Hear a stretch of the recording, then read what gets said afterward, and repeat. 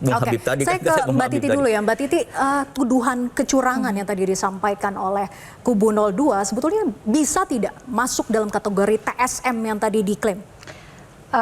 TSM itu kan terstruktur, sistematis, masif. Terstruktur melibatkan aparat pemerintahan, penyelenggara negara, penyelenggara pemilu. Sistematis itu direncanakan dengan matang, betul-betul dipersiapkan, direncanakan sedemikian rupa. Dan masif itu dampaknya besar, mempengaruhi perolehan suara.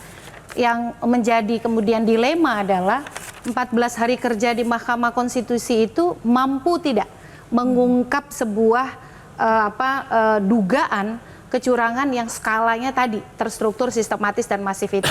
Tantangannya pada dua pihak. Yang pertama pada pemohon itu sendiri, karena pemohon harus mendalilkan keluar dari sekedar angka-angka ya. Karena ini unik nih perselisihan hasil pemilu di MK.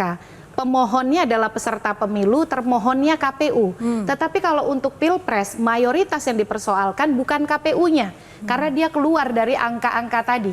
Tapi yang dipersoalkan adalah peserta pemilu yang mendapatkan suara paling banyak.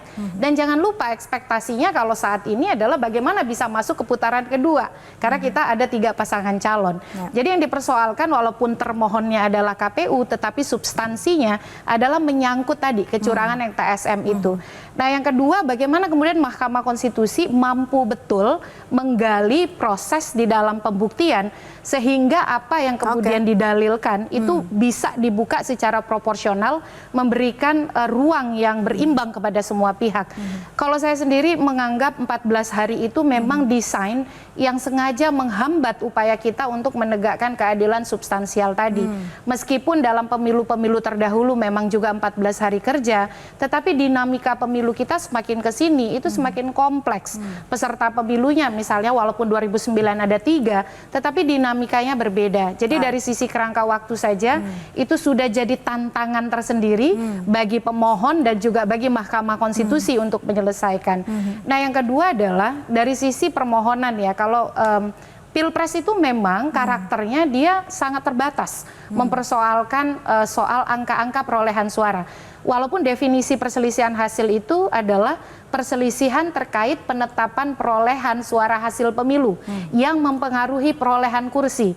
Kalau sekarang situasinya adalah paling logis bagaimana bisa ada putaran kedua. Bukan soal bagaimana menjadi pemenang, tapi peluang untuk masuk ke putaran kedua. Tetapi kan ketika angka-angka misalnya itu tidak sulit untuk didalilkan ada kesalahan hitung, kesalahan catat, atau kemudian perubahan manipulasi, yang paling mungkin adalah menarik bahwa angka-angka itu dihasilkan dari sebuah proses yang tidak mencerminkan pemilu yang luber, jujur, dan adil.